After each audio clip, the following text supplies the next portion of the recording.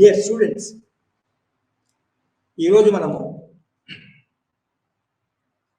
Political parties మళ్ళీ కొంచెం సమీక్షించుకుందాం.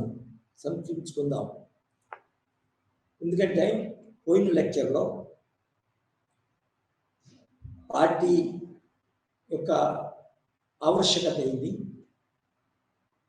డెమోక్రసీలో దాని ఆవశ్యకత ఏంది, పార్టీస్ ఏ విధంగా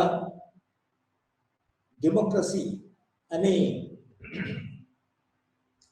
దానికి ఒక వెహికల్గా పనిచేస్తాయి. అసలు పెద్ద దేశాల్లోనైతే, ఎక్కువ జనాభా దేశాల్లోనైతే యాక్చువల్లీ ఈ పార్టీ లేకుండా అసలు ప్రజాస్వామ్యము కొనసాగలేదు, మనలేదు అసలు.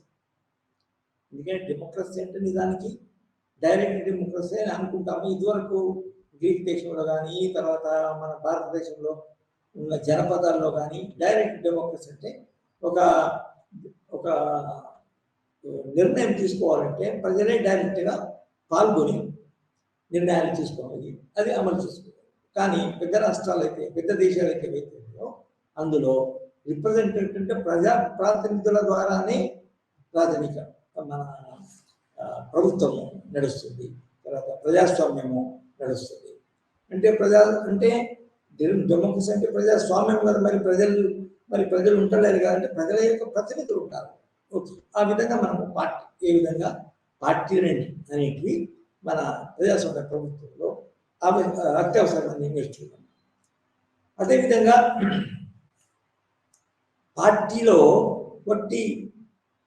ఒక సంస్థ, ఒక రాజకీయ సంస్థ, ఏ రాజకీయ సంస్థ అయితే మన ప్రజల సంక్షేమం కొరకు, ప్రజల యొక్క ప్రయోజనాల కోసము పాటుపడుతూ, తర్వాత రాజ్యాధికారం చేపట్టిన తర్వాత ప్రజలకు అనుగుణంగా ప్రజల సంక్షేమం కోరుతూ పరిపాలన సాగిస్తుంది. అందులో ముఖ్య అంశాలు ఏంటంటే ఒక ప్రజల యొక్క సామూహిక సంస్థ ఏదైతే ఉందో దానికి కొన్ని లక్ష్యాలు ఉండాలి. ప్రజలకు సంబంధించిన, ప్రజల సంక్షేమానికి సంబంధించిన, ప్రజల కోర్పులకి సంబంధించిన, ప్రజల యొక్క పొలిటికల్ పార్టీకి అది చాలా ముఖ్యం. అదే దాన్ని ఏమంటారంటే నిజానికి ఐడియాలజీ. ప్రజలందరి యొక్క అవసరాలు, కోరికలు, ప్రయోజనాలు, ఆర్థిక ప్రయోజనాలు, సామూహిక ప్రయోజనాలు, అంతేకాకుండా ఒక సమాజంలో వర్గాలు ఉంటాయి, కేటగిరీలు ఉంటాయి. ఫర్ ఎగ్జాంపుల్ స్త్రీ పురుషులు ఉంటే స్త్రీల సమస్యలు ఉంటాయి, తర్వాత చిల్డ్రన్, తర్వాత సీనియర్ సిటిజన్స్, రకరకాల వ్యక్తుల యొక్క ప్రయోజనాలను కాపాడుతూ, తర్వాత రాజ్యాంగాన్ని చేపడితే మేము ఈ సమస్యలను పరిష్కరిస్తామని ఒక ఎజెండా పెట్టుకొని ప్రామిస్ చేసి అధికారంలోకి వస్తారు. సో పార్టీ అంటే నిజానికి పార్టీ అనే సంస్థలో ముఖ్యంగా ఎజెండా అనేది ముఖ్యము, తర్వాత నాయకత్వం అనేది ముఖ్యము, తర్వాత అంతేకాకుండా ప్రజలందరూ, ఓటర్లందరే కాకుండా దాంట్లో ముఖ్యమైన క్యాడర్, శ్రేణులు.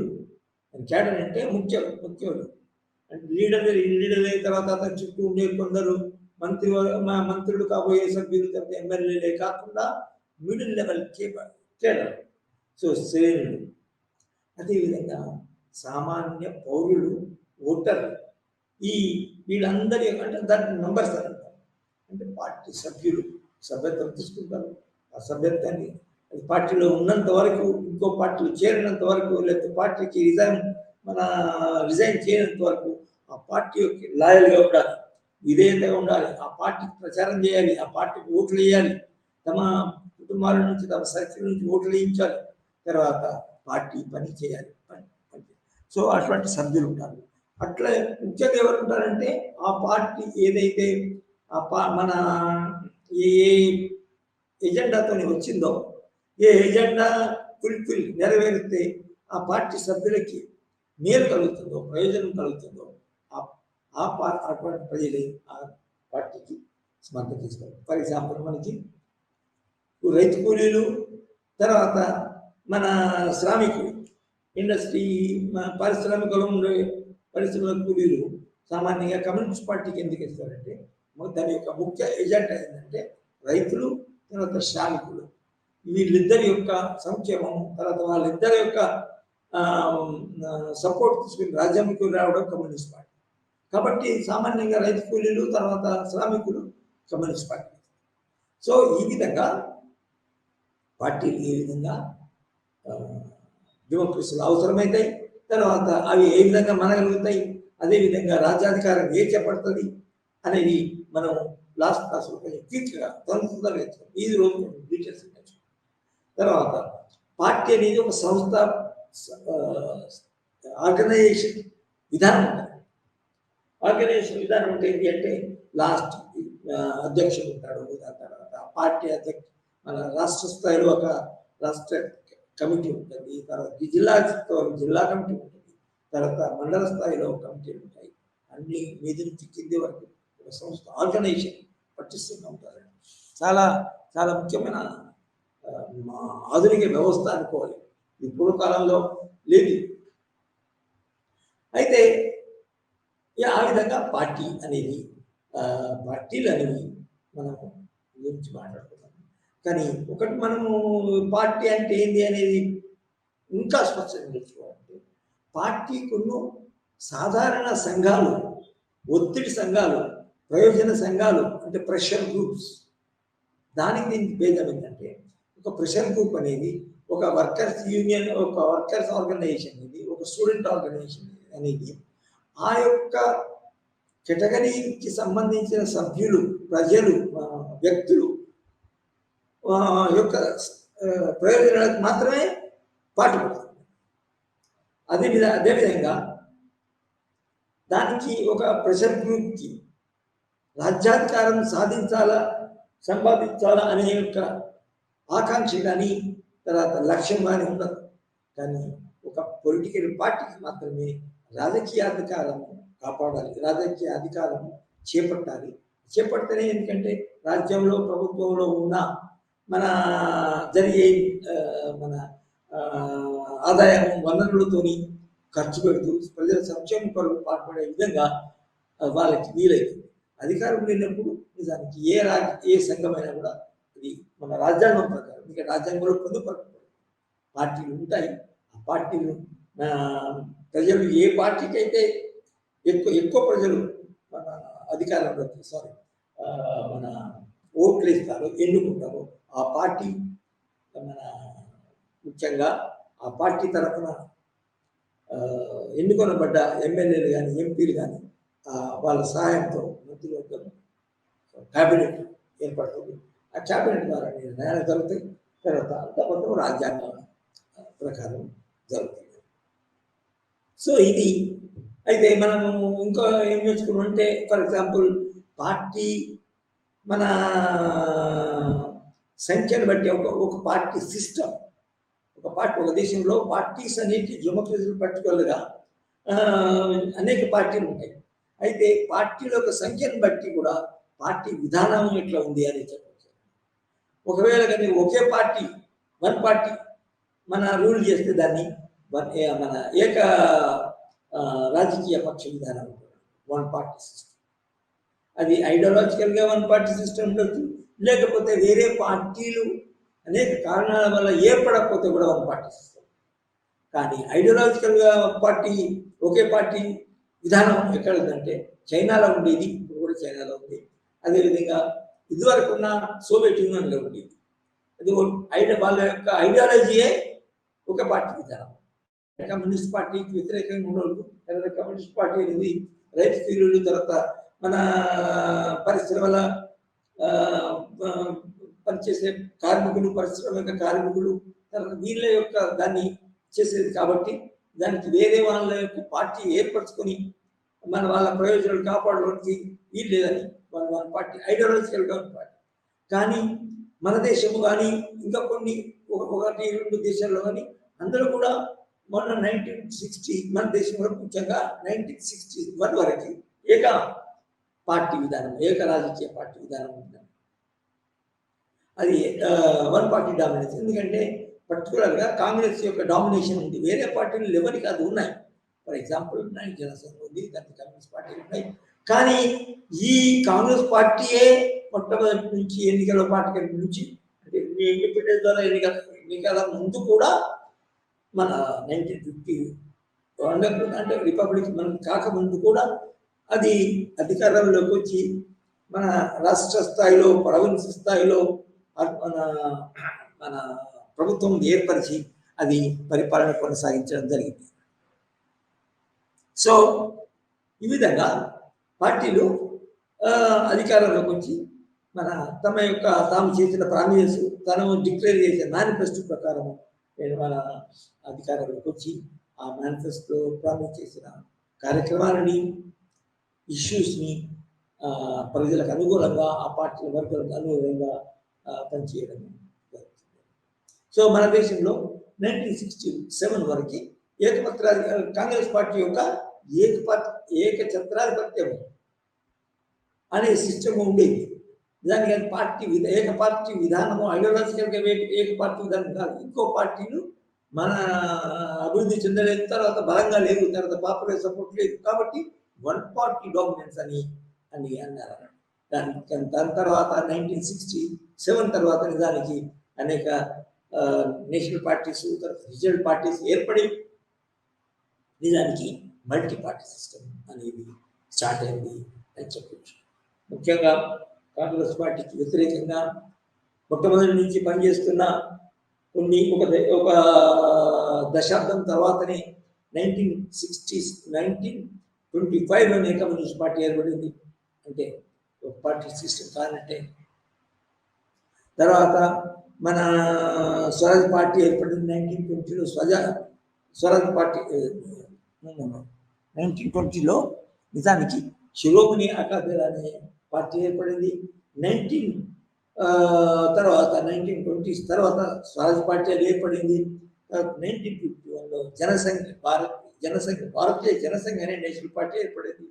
దాని తర్వాత అనేక నేషనల్ పార్టీస్ కూడా ఏర్పడ్డాయి. సో ఇది వాస్తవాలు తర్వాత జరిగిన.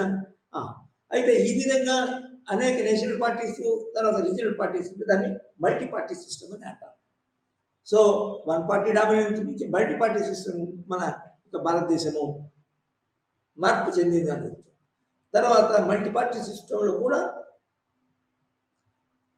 మల్టీ పార్టీ సిస్టమే కాకుండా కొన్ని 2-3 పార్టీలు ఉంటేనే అందులో 2 కూడా డామినెంట్గా, తర్వాత ఒకటి పార్టీ పోతే ఇంకొక పార్టీ, తర్వాత తను పోతే మళ్ళా పాత పార్టీ అధికారంలోకి వస్తే దాన్ని 2 పార్టీలే డామినెంట్గా ఉంటే దాన్ని బై పార్టీ సిస్టమ్ అన్నారు. ఫర్ ఎగ్జాంపుల్ అమెరికా, తర్వాత మన ఇది బ్రిటన్. సో ఈ విధంగా ఇవన్నీ మనము నేర్చుకున్నాము.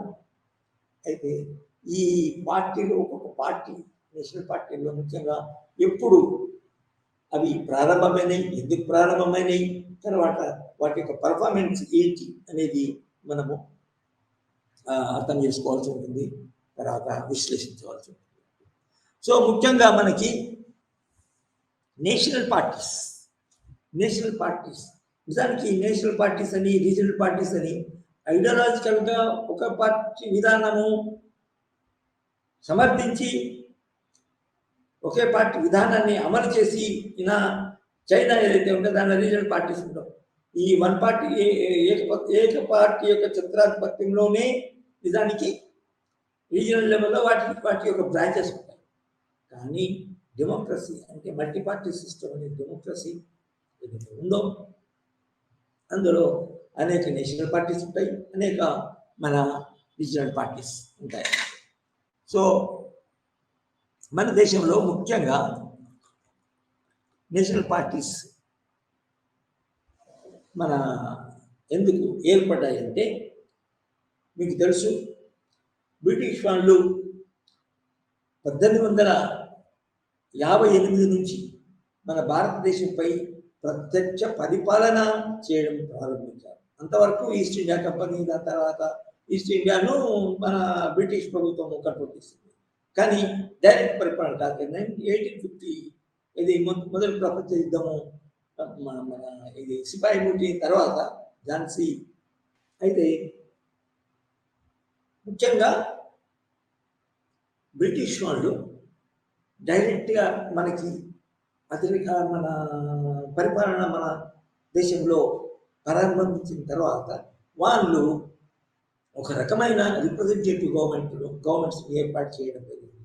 వాళ్ళ కింద ఉన్న రాష్ట్రాలు అంటారు, రాష్ట్రాల ప్రాంతాలు, ప్రావిన్సెస్. దానికి భారతదేశం మీద ప్రత్యక్ష పరిపాలన ప్రారంభించిన నుంచి వాళ్ళు మన రాజకీయ రంగంలో సంస్కరణలు తీసుకొచ్చారు. 1861, 1892, 1905, 1917, 1919, తర్వాత 1935. ఈ సంవత్సరాల్లో ముఖ్యంగా కొత్త కొత్త సంస్థలు ఏర్పరిచి, అంటే ప్రజాస్వామ్య సంస్థలు, ప్రజలకు ప్రాతినిధ్యం, భారతీయులకు ప్రాతినిధ్యం వహించి వాళ్ళ తరఫున కొట్లాడడానికి ఏ పార్టీ సిస్టమ్ మనం అనుకుంటున్నాం ఇప్పటివరకు మనం చర్చించుకున్నామో ఆ పార్టీ విధానము బ్రిటిష్ వాళ్ళు మన దేశంలో మన ప్రవేశపెట్టడం జరిగింది. నిజానికి అది చాలా చెప్పుకోదగ్గ విషయం. అందులో కొన్ని ఆ పార్టీ విధానము, తర్వాత వాళ్ళు ఏర్పాటు చేసిన ప్రభుత్వాలు ఏర్పడిన విధానము చాలా మట్టికి బ్రిటిష్ వాళ్ళ యొక్క ప్రయోజనాలు కాపాడింది. కానీ ఆ భారతీయుల ప్రయోజనాలు ఏంటో అవి వినడానికి వాళ్ళకు సాధ్యమైనంత వరకు, వాళ్ళకు అనుకూలంగా ఉన్నంత వరకు ఆ ప్రయోజనాలు కాపాడడానికి ఈ మన కౌన్సిల్స్ ఏర్పాటు చేయడం జరిగింది. కౌన్సిల్కి ఎన్నికలు జరిగినాయి. ఇప్పుడు చెప్పినట్టు 1861 నుంచి 1935 వరకు నిజానికి మన భారతదేశంలో ఈ ప్రావిన్సెస్లో నిజానికి చాలా గొప్ప విషయం ఏంటంటే 1935లో ఒక చట్టం ఏర్పాటు చేశారు. నిజంగా ఆ చట్టము మన 1950లో మన అనౌన్స్ చేసిన ప్రారంభమైన రాజ్యానికి బేసిక్ అన్నది మన ఫౌండేషన్. సో ఆ ఫౌండేషన్ 1935లోనే ఏర్పాటు చేయడము, ఎనాక్ట్ చేయడం జరిగింది. అయితే ఆ 1935లో ఏర్పాటైన చేర్చిన ఎన్నికల విధానంతోనే ఎన్నికలు జరిగిన తర్వాత నిజానికి 1937లో అన్ని బ్రిటిష్ వాళ్ళ కింద ఉన్న అన్ని పార్టీలలో, అన్ని ప్రాంతాలలో, అన్ని రాష్ట్రాలు అంటేనే బాగుంటుంది, రాష్ట్రాల్లో ప్రభుత్వాలు, స్టేట్ గవర్నమెంట్స్ ఏర్పాటు చేయడం జరిగింది. దానికి ఈ రోజులలో ఏ విధంగా దేశ స్థాయిలో మన కేంద్ర ప్రభుత్వం ఉంటుంది, తర్వాత రాష్ట్రంలో రాష్ట్ర ప్రభుత్వం ఉంటుంది. రాష్ట్ర ప్రభుత్వము మన ఇది మన ఎన్నికలు అయిన తర్వాత ప్రతి సంవత్సరం, ప్రతి 5 సంవత్సరాలు ఎన్నికలైన తర్వాత రాష్ట్ర ప్రభుత్వ అసెంబ్లీకి ఎన్నికలు అయితే ఆ అసెంబ్లీలో మెంబర్స్ ఒక రాజకీయ నాయకుడిని ఎన్నుకుంటారు. ఆ రాజకీయ నాయకుడు ప్రైమ్ మినిస్టర్, చీఫ్ మినిస్టర్ అవుతాడు. చీఫ్ మినిస్టర్ కొందరు ఎంపీలను, ఎమ్మెల్యేలను మంత్రివర్గంలోకి తీసుకుంటాడు. ఆ విధంగా పరిపాలన కొనసాగిస్తాడు. సో ఈ విధంగా నిజానికి బ్రిటిష్ వాళ్ళ కాలంలోనే జరిగింది. సో 1937లో అన్ని ప్రావిన్సెస్లో ప్రభుత్వాలు, రాష్ట్ర ప్రభుత్వాలు, ప్రజలతో ఎన్నుకొనబడిన ప్రజల ప్రాతినిధ్యులతో రాష్ట్ర ప్రభుత్వాలు ఏర్పడ్డాయి. 1937 నుంచి 1939 వరకు నిజానికి ఆ ప్రభుత్వాలు పరిపాలించినాయి. మనం నిజానికి ఆ హిస్టరీ వాళ్ళు చూస్తే బ్రిటిష్ వాళ్ళు చాలా వరకు మనకు సహాయం చేసినట్టు. ఈనాడున్న ప్రజాస్వామ్య ప్రభుత్వము మంత్రివర్గంతో మన కూడుకొని, క్యాబినెట్ నిర్ణయాలతో కూడుకొని పరిపాలన ఎట్లా కొనసాగుతుందో దానికి ఆనాడు బ్రిటిష్ వాళ్ళు ఏర్పాటు చేసిన ప్రభుత్వాలు అని మన ప్రాతిపదిక, బేస్ ఫౌండేషన్ అని చెప్పచ్చు. సో అంటే ఆ రోజున వాళ్ళ కాలంలోనే ఒక పార్టీలు ఏర్పడి ప్రజల యొక్క ఓట్లను సేకరించి, ప్రజల యొక్క ఓట్లను ఆర్జించి మెజారిటీ సంపాదించి కాంగ్రెస్ పార్టీ నిజంగా 1937లో చాలా మెజారిటీ రాష్ట్రాల్లో రాష్ట్ర ప్రభుత్వం ఏర్పడుతుంది. సో అటువంటి రాష్ట్ర ప్రభుత్వం ఏర్పడిన కాంగ్రెస్ పార్టీ దానికి ఎప్పుడు ప్రారంభమైంది అంటే 1885లో ప్రారంభమైంది. చాలా మంది మీకు తెలుసు. అయితే 1885లో ప్రారంభమైన ఏఓయూ అనే ఫారినర్ సహాయంతో కూడా ఇందులో ఏర్పడింది. తర్వాత ప్రతి సంవత్సరము కాంగ్రెస్ నేషనల్ పార్టీ ఫస్ట్ మూమెంట్గా స్టార్ట్ అయింది, ఇదంతా పార్టీగా మారిపోయింది.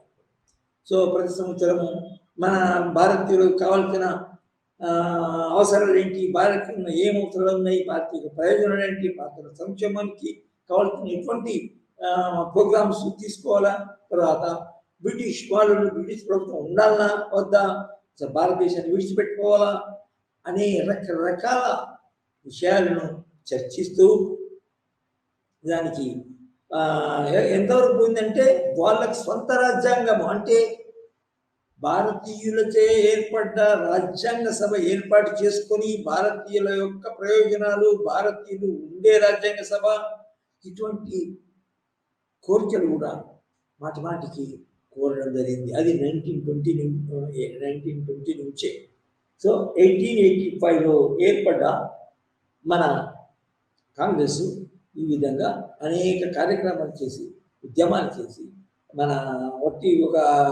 ఎన్నికలే కాదు, బ్రిటిష్ వాళ్ళకి ఏదన్నా ప్రజా వ్యతిరేకము, తర్వాత ప్రజా సంక్షేమానికి మన పనికిరాని పాలసీలు ఉన్నాయనుకోండి, వాటిని ఎదిరించడము, వాటికి కొత్త అది చేయడము, కొత్త పాలసీలను ప్రవేశపెట్టాలనడము, తర్వాత ప్రజలకు పూర్తి వ్యతిరేకంగా ఉంటే వాటిని అసలు మొత్తం రద్దు చేసి ఆల్టర్నేటివ్ విధానాలు పాటించాలని మూమెంట్స్ నడపడం కాంగ్రెస్ పార్టీ అధ్యక్షుడు ముఖ్యంగా. ఫర్ ఎగ్జాంపుల్ గాంధీ, నెహ్రూ, దాని తర్వాత మన ప్రత్యేకంగా బ్రిటిష్ వాళ్ళ కింద ఉన్న ప్రావిన్స్ ఆంధ్ర, ఫర్ ఎగ్జాంపుల్ మన తెలంగాణ లేదు, మన తెలంగాణ బ్రిటిష్ వాళ్ళ డైరెక్ట్గా పరిపాలించలేదు, కానీ ఆంధ్ర మద్రాస్ స్టేట్ కింద ఉంది కాబట్టి మద్రాస్ స్టేట్ భాగంగా ఆంధ్ర, తర్వాత మద్రాస్ స్టేట్ తమిళనాడు, ఆంధ్ర అది బ్రిటిష్ వాళ్ళకి సరిగా పరిపాలించబడింది.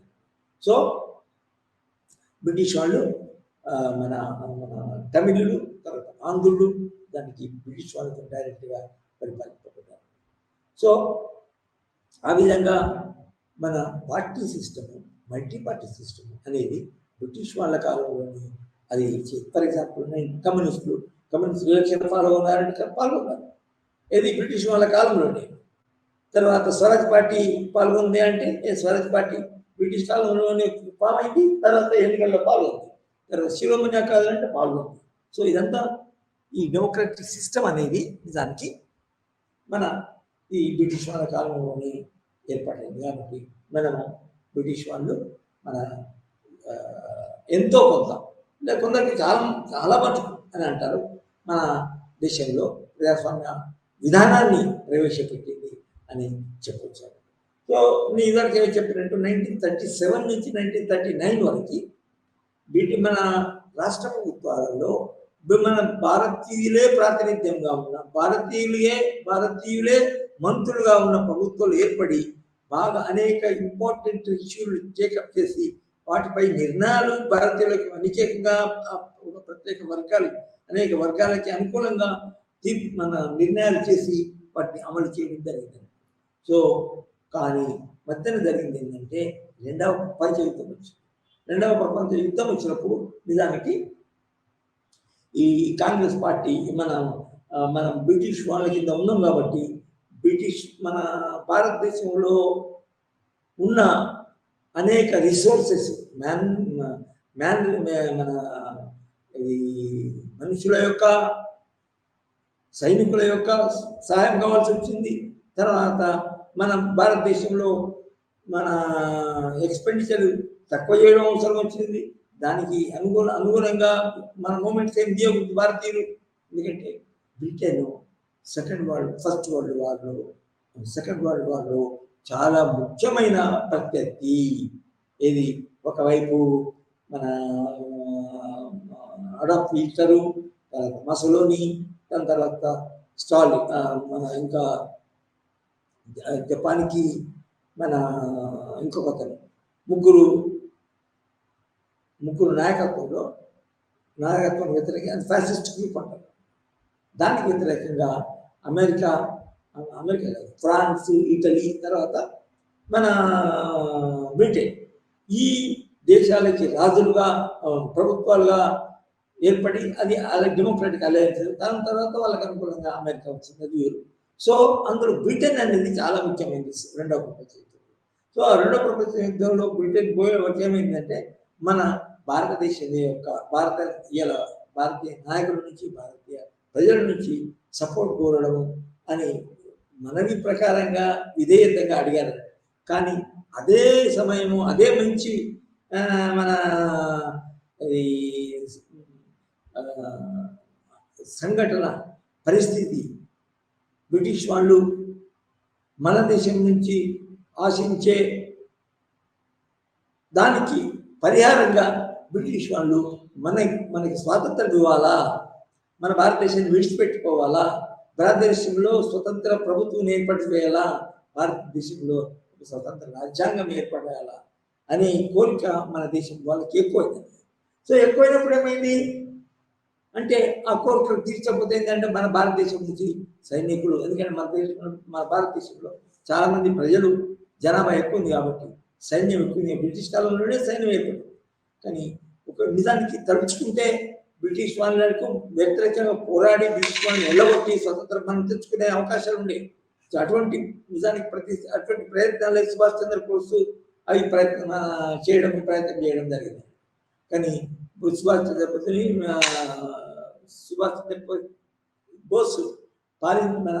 పాటించిన విధానాలను వ్యతిరేకించడం జరిగింది. ముఖ్యంగా గాంధీ వ్యతిరేకించాడు. అందుకోసం కొన్ని డౌట్స్ వస్తాయి మనకి. అసలు మన నాయకత్వం వహించింది బ్రిటిష్, మన సుభాష్ చంద్రబోస్ ఏర్పాటు చేసిన ఇండియన్ నేషనల్ ఆర్మీ కింద ఏర్పాటు కావడం వల్ల స్వతంత్రం వచ్చిందా, లేకపోతే మన మన గాంధీ నాయకత్వం వల్ల వచ్చిందా అనేది ఇంకా చర్చలో ఉంది. అది ఆ విషయం. సో ఈ విధంగా ఏంటంటే పార్టీలు బ్రిటిష్ కాలంలోనే మనగలిగాయి. సో దీని మనకి పార్టీ వ్యవస్థ ఎందుకు, ఎవరికి దానికి మూలము, ఎవరికి దాన్ని ఆ పార్టీ వ్యవస్థ అనే చెట్టుని ఎవరు నాటారు, దాన్ని నీళ్ళు ఎవరు పోస్తారు, ఎట్లా జరిగింది, ఆ పార్టీ యొక్క వ్యవస్థని, పార్టీ ఏర్పరచుకునే అవకాశాలని ఏ విధంగా భారతీయులు మనవి నిజానికి ఉపయోగించుకొని మన రాజకీయ పార్టీని ఫామ్ చేశాం. ముఖ్యంగా మనం నేర్చుకుంటే వాళ్ళకి ఒక పార్టీయే కాకుండా అన్ని పార్టీలకి, అన్ని వర్గాలకి. ఫర్ ఎగ్జాంపుల్ శిరోమణి అంటే సిక్కులు, తర్వాత ఆల్ ఇండియా ముస్లిం లీగ్ ఉండే, ముస్లింలకి అవకాశం ఉండే, తర్వాత హిందువులకి అవకాశం ఉండే, ఇంకా మతపరమైన అంటే కాస్ట్, తర్వాత రిలీజియన్, దాని తర్వాత ఇంకా ఎథనిసిటీ, మన ఏ భేదం లేకుండా అందరికీ పార్టీ ఫామ్ చేసుకోవడానికి అవకాశం ఉంది. సో అది నిజానికి మన భారతదేశం వలస పాలనలో ఉన్న ప్రత్యేకత. సో ఇప్పుడు మనము ఎక్కడికి వస్తామంటే, మరి మన బ్రిటిష్ పాలన నుంచి ఇప్పటి వరకు, మొన్నటి వరకు, లాస్ట్ 1919 వరకు ఏ పార్టీలు ఏ విధంగా ఏర్పడ్డాయి, ఎందుకు ఏర్పడ్డాయి, ఏ విధంగా పరిపాలన చెందినాయి అని మనం అనుకుంటే, మన దేశంలో ముఖ్యంగా ఇండియన్ నేషనల్ కాంగ్రెస్ అది 1885 ఏర్పడింది. తర్వాత మనము ఆల్ఫబెటికల్ కనుక పోతే తృణమూల్ కాంగ్రెస్, దీన్ని తర్వాత ఆల్ ఇండియా తృణమూల్ కాంగ్రెస్గా మారింది. అది ముఖ్యంగా ఎప్పుడు ఏర్పడింది, 1998లో మమతా బెనర్జీ అనే లేడీ స్త్రీ నాయకత్వం కింద ఇప్పుడు ఏర్పడింది. తర్వాత 1993లో సమాజ్వాదీ పార్టీ, అంటే నిజానికి అంటే మనము కొంచెం దాని యొక్క పూర్వరంగము, తర్వాత దాని యొక్క ముఖ్య కారణాలు ఏర్పాటు కావడానికి కాంగ్రెస్ పార్టీ ఉండగా అసలు ఇంకా కొన్ని వేరే నేషనల్ పార్టీస్ ఎందుకు ఉండాలని అనుకోవచ్చు, కానీ ఏర్పడ్డాయి. ఎందుకంటే కాంగ్రెస్ పార్టీ స్వతంత్ర ఉద్యమంలో ముఖ్య పాత్ర వహించింది. తర్వాత మన ఒక వర్గము, ఒక మన సర్గము, స్త్రీ, ఒక కులము, ఒక మతము, వారి అన్ని మతాల వారికి, అన్ని వర్గాల వారికి అది ప్రాతినిధ్యం వహించింది చాలా వరకు. కాబట్టి దానికి పార్టీలు, వేరే వర్గాలు, వివిధ వర్గాలకి తమ సొంత పార్టీని ఏర్పరచుకునే అవసరం లేకపోయింది. కానీ 1950 తర్వాత రిపబ్లికన్ పార్టీ ఏర్పడిన తర్వాత మన ఫస్ట్ జనరల్ ఎలక్షన్లో నేను దానికి చాలా పార్టీలు, నేషనల్ లెవెల్ పార్టీలు, పర్టికులర్గా Bharatiya Jana Sangh, Communist Party of India, తర్వాత కాంగ్రెస్, మనం అది మొదలైంది. సో ఈ పార్టీలు మన దేశంలో మన ఏర్పాటు కాబట్టినట్టు. So All India Trinamool Congress West బెంగాల్లో మొట్టమొదలు చేసినా కూడా, అంటే కాంగ్రెస్ వ్యతిరేకంగా కాంగ్రెస్ యొక్క పర్ఫార్మెన్స్ను నచ్చక ఈ all India Trinamool Congress party ఏర్పడింది. ఇప్పుడు నిజానికి వేరే వేరే రాష్ట్రాల్లో కూడా అది ఎన్నికల్లో పోటీ చేస్తుంది. ఫర్ ఎగ్జాంపుల్ మొన్ననే కొన్ని నెలల క్రితం గుజరాత్లో పోటీ చేస్తుంది, దాని తర్వాత మన నార్త్ ఈస్ట్లో పోటీ చేసింది. So that is in fact a national party, although led by A lady. అసలు కొంచెం అసలు ఆమె లేడీ, ఆమె నాయకత్వం అంటేనే అసలు మనకి అది అంత చిన్న ఉంది, తర్వాత అందులో వీక్ కనిపిస్తుంది. కానీ ఒక నేషనల్ లెవెల్ పార్టీని ఏ విధంగా మన నడుపుతుంది, ప్రారంభించింది అనేది మనకు ఆశ్చర్యం ఇస్తుంది. తర్వాత ఇంకొక నేషనల్ పార్టీ ఎస్పీ అని చెప్పాను కదా, ఇది సమాజ్వాదీ పార్టీ. ఈ సమాజ్వాదీ పార్టీ ముఖ్యంగా ఎందుకు ఏర్పడింది అంటే, సమాజ్వాదీ పార్టీ యొక్క లీడర్ ములాయం సింగ్ ఎవరైతే ఉన్నారో అతను నిజానికి మన ఇందిరాగాంధీ కాంగ్రెస్ వ్యతిరేకంగా, ఇందిరాగాంధీ నాయకత్వానికి వ్యతిరేకంగా జరిపిన పోరాటం ఏదైతే ఉందో, జయప్రకాష్ నారాయణ, సీనియర్ జయప్రకాష్, ఈయన మన రాష్ట్రంలో ఉన్న మన తెలుగు రాష్ట్రాలకు సంబంధించిన జయప్రకాష్ నారాయణ కాదు, ఎంబీబీఎస్ చేసి మన కలెక్టర్ అయి మన చేసిన అతను కాదు. సో ఆ సీనియర్ నాయకుడు జేపీ బీహార్ నుంచి అతను దేశం మొత్తం మీద ఒక మూమెంట్ నడిపాడు. ముఖ్యంగా కరప్షన్ వ్యతిరేకంగా, తర్వాత కాంగ్రెస్ నాయకత్వానికి వ్యతిరేకంగా అతను ఒక రాజకీయ సంస్కరణల కోసం కరప్షన్ ఫ్రీ కొరకు అతను మూమెంట్ జరిగాడు. కానీ అతని యొక్క మెయిన్ ఏమంటే ఇందిరాగాంధీని మనం ఓడించడము. ఎందుకంటే నిజానికి ఒక ఎన్నికలో ఇందిరాగాంధీ తప్పు పద్ధతిలో ఎన్నికైందని కోర్టులో వచ్చేసాడు, సుప్రీంకోర్టులో అతను గెలిచాడు. తర్వాత అతని మూమెంట్ నడిపాడు. సో ఆ మూమెంట్లో ములాయం సింగ్ అనే సోషలిస్టు, తర్వాత ఇతను కూడా లాలూ ప్రసాద్ కూడా బీహార్ లీడర్, వాళ్ళు ఆ మూమెంట్లో పాల్గొనడం వల్ల ఆ తర్వాత మూమెంట్ అయిపోయిన తర్వాత జయప్రకాష్ నారాయణ తర్వాత వీళ్ళు మన సమాజ్వాదీ పార్టీ, ఎందుకంటే జయప్రకాష్ నారాయణ సోషలిస్టు మన ఇది సిద్ధాంతం అన్నట్టు. సో దాని అనుగుణంగా బీహార్, ఉత్తరప్రదేశ్లో ఎస్పీ అనేది ఏర్పడింది. దానికి అది వేరే వేరే రాష్ట్రాల్లో కూడా పోటీ చేస్తుంది. దానికి మనము ఒక మన పార్టీ సిస్టంలో ఒక లక్ష్యం ఏంటంటే, కొన్ని పార్టీలు ఒక రాష్ట్రం కాకుండా కొన్ని రాష్ట్రాల్లోనే ఒక ప్రాంతంలో ఉంటాయి. మరి అది ప్రాంతీయ పార్టీ అనాలా, నేషనల్ పార్టీ అనాలా, పూర్తిగా రీజనల్ పార్టీ అనాలంటే మరి అట్లా ఉంది సంగతి. అది వాటి యొక్క మన సపోర్ట్ బేస్ ఏదైతే ఉన్నారో ఆ పార్టీల యొక్క ఓటర్లు ఏదైతే ఉన్నారో ఆ పార్టీని వేరే ప్రాంతాల్లో పార్టీ వారు నచ్చరు. కాబట్టి మన సోషలిస్ట్ పార్టీ ఏదైతే ఉందో, ఏది ఉత్తరప్రదేశ్లో ములాయం సింగ్ నాయకత్వంలో ఏర్పడిందో, దానికి ఆ పార్టీ మన చాలా ఇంపార్టెంట్ మన ఇది సంస్థగా, పార్టీగా దానికి ఏర్పడింది. మన ఉత్తరప్రదేశ్లో మన ప్రభుత్వంలో డామినేట్ చేసింది, అధికారం కూడా ఏర్పాటు చేయడం జరిగింది. అయితే ఎస్పీ ఇది సమాజ్వాదీ పార్టీ. తర్వాత మన ఇంకొక చాలా ముఖ్యమైనది, ఒక ఐడియాలజికల్గా విప్లవాత్మక మార్పులు తీసుకురావడానికి ప్రయత్నం చేసిన party CPI, national party. So అది ఎప్పుడు ఏర్పడింది అంటే 1925. అది ముఖ్యంగా ఎందుకు ఏర్పడిందంటే, మన దేశం యొక్క స్వాతంత్రం రాకముందు మన దేశంలో ఉన్న వలస విధానాన్ని నిర్మూలించి, వలస మన ప్రభుత్వాన్ని పడగొట్టి డిస్మాంటిల్ చేసి బ్రిటిష్ వాళ్ళను వ్యతిరేకంగా మన నిజానికి ఒక విప్లవం ద్వారా, కమ్యూనిస్ట్ విప్లవం ద్వారా బయట పాలదోరాల అనే ముఖ్య లక్ష్యంగా నిజానికి ఏర్పడింది 1925. అయితే ముఖ్యంగా అంతర్జాతీయ స్థాయిలో ప్రాచుర్యము ప్రాధాన్యత పొందిన ఈ జార్కు వ్యతిరేకంగా పోరాడి రష్యాకి స్వాతంత్రం తీసుకొచ్చిన కమ్యూనిస్ట్ పార్టీ ఏదైతే ఉందో ఆ కమ్యూనిస్ట్ పార్టీ అక్కడ సోవియట్ యూనియన్ అక్టోబర్ విప్లవంలో 1917లో విప్లవం మన తీసుకొచ్చి రాజ్యాధికారం చేపట్టడం జరిగింది. అది కమ్యూనిస్ట్ పార్టీ నిజానికి ఒక అంతర్జాతీయ మన స్వభావము మన కలిగి ఉన్నది.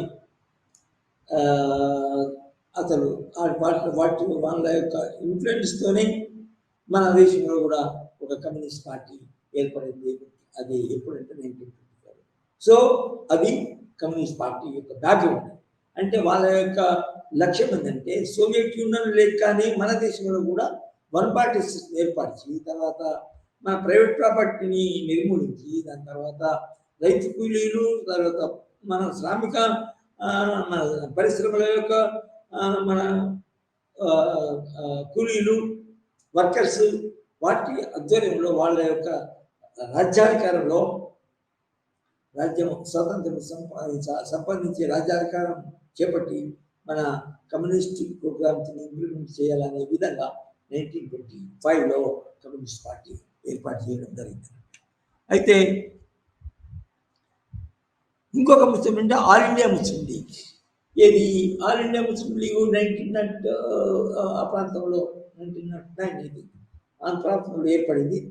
అయితే మనం గమనించవలసింది ఏంటంటే వాళ్ళు మతపరంగా అంటే హిందువులకేనా వాళ్ళు మెజార్టీ మనకు అనుకూలంగా ఉంటారు కదా వాళ్ళ కోసమే పాటుపడతామని వాళ్ళు బ్రిటిష్ వాళ్ళు భావించలేదు. మతపరమైన మత ప్రాతికగా ఉన్న గ్రూప్స్ని కూడా పార్టీలుగా ఎన్నుకోవడం జరిగింది. వాళ్ళకి సమాన హక్కులు ఇతర పార్టీలతో సమానమైన హక్కులు ఇవ్వడం జరిగింది.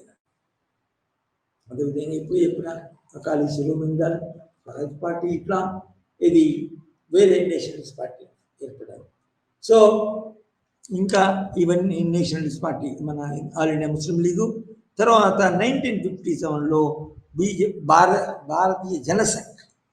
భారతీయ జనసంఘ్ ముఖ్యంగా హిందువుల కొరకు హిందువుల యొక్క రక్షణ తర్వాత హిందువుల యొక్క సంక్షేమం తర్వాత హిందువుల యొక్క మత ఆకాంక్షలు నెరవేర్చడానికి ద్వారాన్ని దానికి అధికారం సంపాదించి వాళ్ళ హిందువుల యొక్క ఆధిక్యతను పెంపొందించడానికి నిజానికి భారతీయ జనసంఘం 1951లో ఏర్పడింది.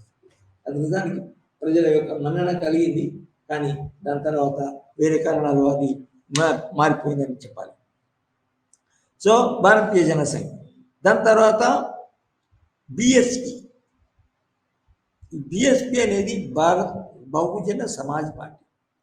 ఈ బహుజన సమాజ్ పార్టీ ముఖ్యంగా ప్రో అంబేద్కర్ సిద్ధాంతానికి అనుకున్నారు. అంబేద్కర్ సిద్ధాంతాలను అనుసరించి వాటిని తుచా తప్పకుండా అమలు చేయాలనే ఉద్దేశంతో కాన్సీరామ్ అనే ఉత్తరప్రదేశ్లో ఒక నాయకుడు తన యొక్క మన జాబును రాజీనామా చేసి మన దేశ ప్రజల కొరకు పాటుపడాలా, అట్టడుగున కులాల యొక్క దళితులు తర్వాత మన ఇంకా మన అట్టడుగున ఉన్న కులాల వాళ్ళ ప్రజల యొక్క సంక్షేమాన్ని ఆశించి అతను కొత్తగా ఒక పార్టీ చేయాలని అది చేశాడు. అదే 1914లో ఈ బిఎస్పి పార్టీని ఏర్పాటు చేయడం జరిగింది. అది దాని తర్వాత ముఖ్యంగా మూమెంట్ స్టార్ట్ చేసిన తర్వాత కాన్షీరామ్ నిజానికి మన ఒక ముఖ్యమైన లేడీ లీడర్ను మన ప్రోత్సహించడం జరిగింది. అదే మాయావతి. సో మాయావతి యొక్క ఆధ్వర్యంలో నిజానికి బహుజన సమాజ్ పార్టీ ఏర్పాటు జరిగింది. ఇది నిజానికి దేశం మొత్తంలోనే ఒక మన ప్రముఖమైన ప్రాధాన్యత కలిగిన రాజకీయ పార్టీ అని చెప్పవచ్చు. అంతేకాకుండా ఎన్నికల్లో పాల్గొనడము, ప్రాచుర్యం పొందడము, ప్రజల యొక్క సపోర్ట్ పొందడమే కాకుండా లక్నోలో మన ఉత్తరప్రదేశ్లో నిజానికి 4-5 సార్లు అధికారంలోకి వచ్చి బహుజనుడికి అనుకూలంగా, దళితులకు అనుకూలంగా అనేక ప్రోగ్రామ్స్ చేపట్టి ఇంప్లిమెంట్ చేయడం జరిగింది. మరి ఇప్పుడు ఎందుకు అధికారం లేదంటే అవి వేరే కారణాలు అనుకోండి, అవి మనం తర్వాత చర్చించవచ్చు. ఆ విధంగా బహుజనం ఇదేందులో ఇప్పుడు ఏంటంటే దళితులు, మన ఓబీసీలు, దాని తర్వాత మైనారిటీస్ ఎవరైతే ఉన్నారో వీళ్ళ అందరినీ కలిపి బహుజనులు అని మన ఏర్పడడం జరిగింది. అందులో దానికి సిద్ధాంతాలు, ప్రోగ్రామ్స్ దానికి కాంక్షీరామే రాశాడు. అది నిజానికి ప్రజలకు తీసుకొచ్చి తర్వాత ముఖ్యంగా మన ఉత్తరప్రదేశ్లో ఉన్న బీజేపీ ఆధిక్యత అంటే నానాజాతి సమితి మన జనసంఘి ఏదైతే ఉందో హిందూ మత ప్రాధాన్యత గల బీజేపీని ఓడించాలా అనే ఉద్దేశంతో మన అగ్రకుల ఆధిక్యత కలిగిన బీజేపీని ఓడించాలనే ఉద్దేశంతో తర్వాత బహుజనులకి మన మెజారిటీ భారతదేశంలో మెజారిటీ జనాభా గల వర్గాలకు ప్రాతినిధ్యం వహిస్తూ నిజానికి బీజేపీ 1980లో ఏర్పాటైందని చెప్పొచ్చు. అయితే ఇది మన నిజానికి ఒక ఇంపార్టెంట్ మన భారత రాజకీయ చరిత్రలో ఎమర్జెన్సీ పాలన అనేది ఒక ఇంపార్టెంట్ స్టేజ్ అన్నది. అంటే మన భారత రాజ్యాంగంలో ఎమర్జెన్సీ డిక్లేర్ చేయొచ్చు. తర్వాత చాలామంది ఎవరైతే మన అధికారంలో ఉండే పార్టీకి అనుగుణంగా అధికారంలో ఉండే పార్టీ యొక్క విధానాలకు అనుకూలంగా ఎవరైనా వ్యతిరేకంగా వెళ్తే వాళ్ళను జైలు వేయడము, తర్వాత వాళ్ళను మన కట్టుదిట్టం చేయడము, తర్వాత అనేక ప్రాథమిక హక్కులను అణిచివేయడం జరుగుతున్నటువంటి ఎమర్జెన్సీ కింద. ఆ కాలంలో మన అణిచివేయబడ్డ వ్యక్తులు, సమూహాలు, వర్గాలు నిజానికి ఈ 1977లో నిజానికి ఎన్నికలు జరిగిన నిజానికి ఏది ఎమర్జెన్సీ డిక్లేర్ అయ్యి అమలు చేయబడ్డ తర్వాత సో అప్పుడు చాలా మంది కాంగ్రెస్ వ్యతిరేక పార్టీలు ఏదైతే ఉన్నాయో ఎమర్జెన్సీలో సఫర్ అవుతారో వాళ్ళు ఒక కొత్త పార్టీగా ఏర్పాటు చేశారు. అదే దాన్ని జనతా దళ్ అంటారు. ఇప్పుడు మా ముఖ్యంగా నేను నేషనల్ పార్టీస్ అంటే ఇప్పుడు అమలులో ఉన్న నేషనల్ పార్టీస్ చదువుకుంటున్నాం. కానీ ఇదివరకు చాలా నేషనల్ పార్టీస్ ఉండే, అవి పేరు పోయినాయి, తర్వాత విచ్ఛిన్నమై తర్వాత వేరే పార్టీలు ఏర్పడ్డాయి. కానీ విచ్ఛిన్నం కాకముందు మాత్రము ఎమర్జెన్సీ కాలంలో ఎమర్జెన్సీ తర్వాత ఇమీడియట్లీ ఏర్పడింది జనతా దళ్. సో జనతా దళ్లో నిజానికి భారతీయ జనసంఘ ఉండేది. సో జనతా దళ్ అనేది నిజానికి ఇందిరాగాంధీ కాంగ్రెస్ వ్యతిరేకంగా. సో ఆ జనతా దళలో రకరకాల పార్టీలు చేరిపోయినాయి. సో అందులో ఒకటి జనసంఘ. జనసంఘ పోయిన తర్వాత ఇందులోకి ప్రత్యేకంగా ప్రాతినిధ్యం వహించే పార్టీ లేదు. సో బీజేపీ మళ్ళా జనతా దళలో నుంచి జనసంఘ బయటకు వచ్చి నిజానికి జనతా దళ నుంచి బయటకు వచ్చి నిజానికి బీజేపీ పార్టీగా 1980లో ఏర్పడింది. అది నిజానికి ఇప్పుడు ఏ విధంగా కేంద్ర స్థాయిలో మన నరేంద్ర మోడీ మన ప్రైమ్ మినిస్టర్గా ఉన్న నరేంద్ర మోడీ నాయకత్వంలో ఇప్పుడు అనేక ప్రోగ్రామ్స్ అమలు చేస్తుంది, సుపరిపాలన జరుగుతుంది అని విధంగా అనుకోవచ్చు, స్థిర పరిపాలన అనుకోవచ్చు. సో ఆ విధంగా బీజేపీ ముందుకు వచ్చి పరిపాలన కొనసాగిస్తుంది. అయితే ఇంకొక national party Bharatiya Janata party, తర్వాత బహుజన సమాజ్ పార్టీ, దాని తర్వాత ఈ కాంగ్రెస్లో నిజానికి ఒక పార్టీ, కాంగ్రెస్ నుంచి కొందరు వ్యక్తులు వచ్చి ఇంకొక కొత్త పార్టీని ఏర్పరచుకున్నారు. అది కూడా నేషనలిస్ట్ పార్టీ. ఎందుకంటే నేషనల్ పార్టీ జాతీయ స్థాయి పార్టీ, కానీ ఒక రీజియన్లో ప్రత్యేకంగా మహారాష్ట్రలో అది ఎక్కువ మద్దతు కలిగి ఉంది అన్నట్టు. అదే national Congress, NCP, national Congress party, కాంగ్రెస్లో ఒక వర్గము బయటకు వచ్చింది. అది ఎప్పుడు ఏర్పడింది అంటే 1999, 1999లో ఆ Congress party, Nationalist Congress party ఏర్పడింది. ముఖ్యంగా మన శరద్ పవార్ నాయకత్వంలో ఆ పార్టీ ఏర్పడింది. ఇప్పటికి కూడా ఉంది. అది ముఖ్యంగా ఏంటంటే అతనికి సరి అయిన ప్రాతినిధ్యం ఇవ్వడం లేదు కాంగ్రెస్లో. కాబట్టి అతను నిజానికి ముందు, శరద్ పవార్కి ముందు నిజానికి నేషనల్ కాంగ్రెస్ పార్టీ సంగ్మా, అది నార్త్ ఈస్ట్ లీడర్ కింద ఉండేది. అతను దానికి రాజీనామా తీసుకున్న తర్వాత మన శరద్ పవార్ అతని ఆధ్వర్యంలో, నాయకత్వంలో కొనసాగింది. ఇప్పుడు కూడా దానికి దేశ రాజకీయాల్లో ముఖ్యంగా మన మహారాష్ట్ర రాజకీయాల్లో దానికి చాలా చురుకైన పాత్ర అది మన నెరవేరుస్తుంది. సో అది బీజేపీ పుట్టింది, తర్వాత బీజేపీ పెరిగింది, తర్వాత బీజేపీ ఏ విధంగా ముఖ్యంగా గుజరాత్ అటువంటి ప్రాంతాల్లో మొదలై దేశంలోని మన పార్లమెంట్లో అధిక సంఖ్యను సంపాదించి పార్లమెంట్ ఎలక్షన్లో మెంబర్స్ సంపాదించి నిజానికి ఇప్పుడు మళ్ళీ అధికారం రెండోసారి కూడా బీజేపీ 2002 నుండి ఒక అధికారంలో మూడోసారి కూడా ఎన్నిక కావాలని ప్రయత్నం చేస్తుంది. సో బీజేపీ, ఎన్సిపి, తర్వాత ఇంకొక నేషనల్ పార్టీ అంటారు, అని అంటారు, కానీ నిజానికి అంత స్ట్రాంగ్ లేదు. అదే రాష్ట్రీయ లోక్ దళ్. ఏ విధంగా మన ఉత్తరప్రదేశ్లో ములాయం సింగ్ యాదవ్ ఆధ్వర్యంలో ఎస్పీ అండ్ సమాజ్వాదీ పార్టీ ఏర్పడిందో, బీహార్లో మన సేమ్ జయప్రకాష్ నాయకుని యొక్క శిష్యుడు, జయప్రకాష్ నడిపిన మూమెంట్లో పాల్గొన్నవాడు అతను ఎవరు? Lalu Prasad Yadav, who is still alive, who was involved in this cattle grass issue ఉండే కదా.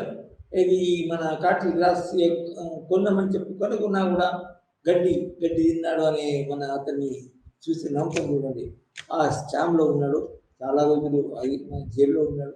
కానీ దానికంటే ముందు మాత్రము అతను జయప్రకాష్ నాయకునిగా తర్వాత బీహార్లో ఉన్న ముఖ్య యాదవుల కులానికి సంబంధించిన ముఖ్యంగా ప్రతినిధిగా అతను పనిచేస్తున్నాడు. సో ఆ పార్టీ అంటే ఆర్జేడీ, రాష్ట్రీయ జనతా దళ్. సో ఈ విధంగా మనము దానికి మన నేషనలిస్ట్ పార్టీస్ గురించి నేర్చుకున్నాము. అది ముఖ్యంగా ఏమిటంటే నేషనల్ కాంగ్రెస్ పార్టీ, తర్వాత ఇండియన్ నేషనల్ కాంగ్రెస్ పార్టీ, మన మన ఇండియన్ ముస్లిం లీగు, దాని తర్వాత సమాజ్వాదీ పార్టీ, దాని తర్వాత భారతీయ జనతా పార్టీ, తర్వాత బహుజన్ సమాజ్ పార్టీ, దాని తర్వాత నేషనల్ కాంగ్రెస్ పార్టీ, తర్వాత ఆర్జేడీ, తృణమూల్ కాంగ్రెస్ కూడా దానికి నేషనల్ పార్టీగా మారింది. ఎందుకంటే అది ఒక పెద్ద మాయావతి తన యొక్క ప్రభుత్వం, దేశ స్థాయిలో ప్రభుత్వము ఏర్పాటు చేయాలని ప్రయత్నం చేస్తుంది. సో ఇది చరిత్ర. తర్వాత ముఖ్య నాయకులు, ఫర్ ఎగ్జాంపుల్ మన ఇండియన్ నేషనల్ కాంగ్రెస్కి మొట్టమొదటి నుంచి ఎవరు ముఖ్య పాత్ర వహించారు, దానిలో నాయకత్వం వహించారంటే గాంధీ, నెహ్రూ.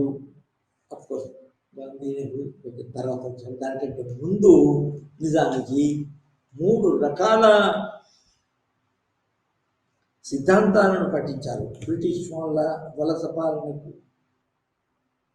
సంబంధించి కొందరు మీకు తెలుసు, బ్రిటిష్ వాళ్ళు పూర్తిగా పోవాలి, Swaraj is my birth right, మా మా దేశాన్ని మేమే పరిపాలించుకోవాలా, you have to go out అని బ్రిటిష్ వాళ్ళు పూర్తిగా నిక్కచ్చిగా బయటేసి ఎక్స్ట్రీమిస్ట్ పార్టీ తిలక్, తర్వాత బాల గంగాధర్ తిలక్, తర్వాత మధ్యవర్తంగా వెళ్ళడము, తర్వాత పూర్తిగా రాజ్యాంగపరంగా బ్రిటిష్ వాళ్ళని వ్యతిరేకించి బ్రిటిష్ వాళ్ళను వెళ్ళగొట్టడం, బ్రిటిష్ వాళ్ళ నుంచి అనేక సందర్భాల్లో అనేక విషయాల్లో. సో అదే విధంగా ఆ ప్రాసెస్లోనే ఆ లాజిక్తోనే దానికి అనేక స్టేట్ లెవెల్ రాష్ట్ర స్థాయి పార్టీలు మరియు మన మన రీజనల్ పార్టీస్ ప్రాంతీయ పార్టీలు ఏర్పడ్డాయి అని చెప్పవచ్చు. ఎందుకంటే కొన్ని ప్రాంతాలలో అనేక కారణాల వల్ల ఆ ప్రాంతం డెవలప్ కాదు. ఆ డెవలప్ చేయడానికి మన మన నేషనలిస్ట్ పార్టీ భయపడుతుంది. ఎందుకంటే ఆ ప్రాంతానికి మనం పూర్తిగా సపోర్ట్ ఇచ్చి ఫేవర్ చేసి మనం నిర్ణయాలు తీసుకుంటే మనకు సపోర్ట్గా ఉన్న మన ప్రాంతంలోని ప్రజలు మనను చీకొట్టొచ్చు. తర్వాత మనం రాజ్యాధికారం నుంచి మన ప్రభుత్వం నుంచి మన ఎన్నుకోకుండా దానికి తీసేయచ్చు అనే భయంతో మన ఒక రీజనల్ పార్టీస్ యొక్క రీజనల్ పీపుల్ ఎవరైతున్నాయో వాళ్ళ ఆ ప్రజల యొక్క కోరికలను తీర్చలేకుండా పోతారు. అదే ముఖ్యంగా కాంగ్రెస్ పార్టీ. అందుకోసమే చాలా రోజులు అది పొడిగించింది తెలంగాణ ఇవ్వడం. సో అందువల్ల ఇంకొక మన ఫర్ ఎగ్జాంపుల్ తమిళనాడులో యాంటీ బ్రాహ్మణ్ మూమెంట్తో మొదలైంది. దానికి చివరి వరకు ఇప్పుడు కూడా నిజానికి అది అప్పర్ కాస్ట్ వ్యతిరేకి బ్రాహ్మణ్ యొక్క రూల్కి, బ్రాహ్మణ్ యొక్క పవర్కి, ఆధిక్యతకి వ్యతిరేకంగా. సో ఆ విధంగా మన నేషనల్ పార్టీసే కాకుండా రీజనల్ పార్టీస్ కూడా నిజానికి అస్సాం గారి పరిస్థితి, ముఖ్యంగా అస్సామీస్ యొక్క ప్రయోజనాలు కాపాడుతూ ఒక ఉద్యమం తీసుకున్న పార్టీగా మారింది. తర్వాత మన టిఆర్ఎస్, ఇప్పుడు బీఆర్ఎస్ అయిందనుకోండి. సో బీఆర్ఎస్ ఏ కారణంతో మొదలైంది? టిఆర్ఎస్ యొక్క ముఖ్యమైన మునుపటి పేరుగా కాంచి ఉన్న టిఆర్ఎస్ యొక్క ముఖ్య లక్ష్యాలు ఏమిటి? తెలంగాణ రాష్ట్రాన్ని మన ఆంధ్రప్రదేశ్ ఏర్పాటు చేసి తెలంగాణ రాష్ట్రాన్ని మన ఏర్పాటు చేయాలనేది దాని యొక్క ముఖ్యమైన లక్ష్యంగా ఉంది. సో ప్రాంతీయ రాజకీయ పార్టీలు ముఖ్యంగా ఎందుకు ఏర్పాటైనాయి అంటే వాళ్ళ ప్రాంతానికి, తర్వాత వాళ్ళ ప్రాంతంలో ఉన్న ప్రజల యొక్క కోరికలను తీర్చకపోతే దానికి మేమే ముందుకు వస్తాము, మేమే రాష్ట్ర స్థాయిలో అధికారంలోకి వస్తాము, అప్పుడు ఇంకా ఒత్తిడి ఎక్కువ చేయొచ్చు. తర్వాత మనము ఎందుకంటే ప్రతి పార్టీకి పార్లమెంట్ సభ్యులు, రీజనల్ పార్టీ అయినా కూడా వాళ్ళకి పార్లమెంటరీ సభ్యులు ఉంటారు. రీజనల్ పార్టీ తరఫున పార్లమెంటరీ సభ్యులు ఉంటే పార్లమెంట్లో కేంద్ర ప్రభుత్వాన్ని మన మెడలు వంచి దానికి అనేక కోరికలను, అనేక థింగ్ను నెరవేర్చుకోవచ్చు అనే ఉద్దేశంతో. సో మీరు ఎన్ని regional parties, state level parties చూస్తారో అన్ని రీజనల్ పార్టీస్కి ఒక్కొక్క పూర్వరంగం ఉంటుంది, ఒక్కొక్క కారణం ఉంటుంది. సో ఆ కారణ పరిస్థితులు వాటినే ఉన్నాయని, వాస్తవంలో ఉన్నాయి కదా, నెంబర్ ఉంది అనేది ఇంపార్టెంట్ కాదు. సో ముఖ్యంగా చెప్పొచ్చు ఏంటంటే అనేక కారణాల వల్ల ఆ కారణానికి అనుగుణంగా ఆ లక్ష్యాలను వాళ్ళకున్న లక్ష్యాలను నెరవేర్చడానికి మూమెంట్ స్టార్ట్ చేయడము, తర్వాత మూమెంట్ స్టార్ట్ అయిన వెంటనే లేకపోతే మూమెంట్ కాలంలోనే ఒక పార్టీ ఏర్పాటు కావడము. పార్టీ అయితేనే నిజానికి ఒత్తిడి ఎక్కువైతుంది. తర్వాత ఎవరైతే వాళ్ళ యొక్క కోరికలు తీస్తారో ఆ కోరికలు నిజంగా నెరవేరుతాయి అని చెప్పొచ్చు. అది ముఖ్యంగా టిఆర్ఎస్ మనకు తెలుగు దేశాల యొక్క ప్రజలు, సామాన్యులు, ఇంటలెక్చువల్స్ కూడా ఒక పెద్ద ఉదాహరణ చూశారు. 1920 అంటే నిజానికి తెలంగాణ ఏర్పాటు అనేది 1960 సెపరేటిస్ట్ మూవ్మెంట్ 69లో బాగా పోయింది. కానీ అనేక కారణాల వల్ల అది మెల్లమెల్లగా పక్కకు పోయింది, కుంటుపడింది. 2009 నుంచి దానికి టిఆర్ఎస్ పడిన తర్వాత ఈ తెలంగాణ రాష్ట్రోద్యమం అనేది చాలా స్ట్రాంగ్గా మన ఉద్యమం జరపడం జరిగింది. సో ప్రతి రీజనల్ పార్టీకి ఏ పార్టీ కావడానికి ఒక ముఖ్యమైన పాత్ర ఉంటుంది. దానికి మీరు ఒక టేబుల్ చేసి ఆ టేబుల్లో ఇవన్నీ రాసుకుంటే దానికి బాగుంది. ఫర్ ఎగ్జాంపుల్ మన ఆమ్ ఆద్మీ పార్టీకి ముఖ్య కారణం, టీఆర్ఎస్ యొక్క ముఖ్య కారణం, తర్వాత టీడీపీకి ముఖ్య కారణం, ఏర్పాటు కావడానికి ముఖ్య కారణం ఇది. సో ఇది మనము రీజనల్ పార్టీస్ ఎందుకు ఏర్పడ్డాయి అనే దానికి ఇచ్చిన అవసరం ఆన్సర్. సో ప్రతి ఒక్కొక్క బ్యాక్గ్రౌండ్ ఉంటుంది.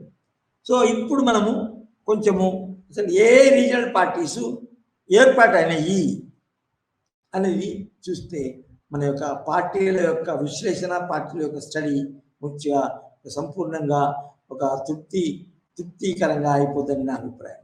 ముఖ్యంగా చూద్దాం ఏ రీజనల్ పార్టీస్, వాటి పేరేంటి, అవి ఏ ప్రాంతంలో ప్రారంభమైంది. ఫర్ ఎగ్జాంపుల్ 1920లోనే శిరోమణి అకాలీదళ్ అనేది పార్టీ ఏర్పడింది. ముఖ్యంగా దాన్ని మనం అర్థం నేర్చుకోవడం అంటే మతపరమైన పార్టీలను కూడా వాటి స్వతంత్రం ఇచ్చి దానికి బ్రిటిష్ వాళ్ళు దాన్ని పర్మిషన్ ఇచ్చారు. అది దాని బేసిస్ ఏంటంటే మన ఇది పంజాబ్. సో పంజాబ్ సుబాలో దానికి ఆ పార్టీ ఏర్పడింది. తర్వాత ద్రవిడ మున్నేత కజగం డిఎంకే, అది నిజానికి తమిళనాడులో ఏర్పడింది. ముఖ్యంగా బ్రాహ్మణుల కుల ఆధిక్యతము, మత ఆధిక్యముల యొక్క అణచివేయడానికి నిజానికి సామాన్యులు, అట్టడుగున్న ప్రజల యొక్క చిన్న కులాల యొక్క ప్రయోజనాన్ని కాపాడడానికి నిజానికి డిఎంకే ద్రవిడ మున్నేత కజగం ఏర్పడింది. అఫ్ కోర్స్ అది కూడా మళ్ళీ చీలి ఆల్ ఇండియా డిఎంకేగా మరియు డిఎంకేగా ఏర్పాటు కావడం జరిగింది. అది వేరు. సో ఇది ఇప్పుడే చెప్పినట్టు దాన్ని మూమెంట్ ఆధారం చేసుకొని ఒక ఫామ్ అయింది అన్నట్టు ఇది. తర్వాత డిఎంకే అయిన తర్వాత దానికి శివసేన మహారాష్ట్రలో చాలా ఇంపార్టెంట్ మన పార్టీ అన్నట్టు. తర్వాత తెలుగుదేశం ఎందుకు ఏర్పడింది తెలుసు కదా. తెలుగు ప్రజల యొక్క దీన్ని కాపాడడానికి ముఖ్యంగా ఎన్టీఆర్ అది 1982లో ప్రారంభించారు. అది కూడా ముఖ్యంగా 2 రాష్ట్రాల్లో ప్రాధాన్యత వహిస్తుంది. దాని తర్వాత బీకేడి భారతీయ క్రాంతి దళ్, తర్వాత టిఆర్ఎస్, అది నీకు తెలుసు కదా తెలంగాణ రాష్ట్రం నుంచి పొరపడింది. తర్వాత దాని తర్వాత నిజానికి ఇంకొక పార్టీ ఏర్పడింది వైఎస్ఆర్సిపి. రాజశేఖర రెడ్డి యొక్క కుమారుడు రాజశేఖర రెడ్డి చనిపోయిన వెంటనే తన యొక్క మన తండ్రి యొక్క అనుచరులను యొక్క సపోర్ట్ తీసుకుని వైఎస్ఆర్ కాంగ్రెస్ పార్టీని ఏర్పాటు చేశాడు.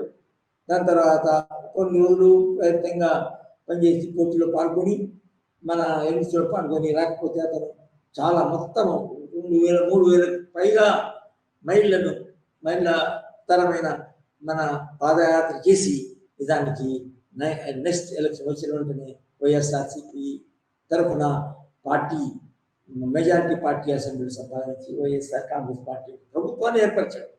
అది చాలా ముఖ్యమైన ఘటన అని చెప్పవచ్చు. సో ఈ విధంగా ఒక్కొక్క రీజనల్ పార్టీకి ఒక్కొక్క మన కారణం ఉంటుంది. అవి కారణాలు చదివితే మనకి భారతదేశంలో జరిగే రాజకీయాలు బాగా అర్థమవుతాయి. సో ఈ విధంగా మనము ఈ పార్టీల యొక్క ఏ పార్టీలు ఉన్నాయి, ఏ పార్టీల యొక్క నాయకులు ఎవరు, ఏ సంఘటనలు ఉన్నాయి, వాటికి తర్వాత ఏ విధంగా మన నేషనల్ పార్టీస్ యొక్క ప్రాముఖ్యత పోయి తర్వాత ఈ మన ప్రాంతీయ పార్టీల యొక్క ప్రాముఖ్యత పెరిగింది, ఏ విధంగా ప్రాంతీయ పార్టీలు అధికారంలో ఉన్నాయి అని నేర్చుకున్నాం. సో నెక్స్ట్ సెషన్లో మనం ఒక కొత్త అంశంతో మనం కలుద్దామని థ్యాంక్స్ చెప్తూ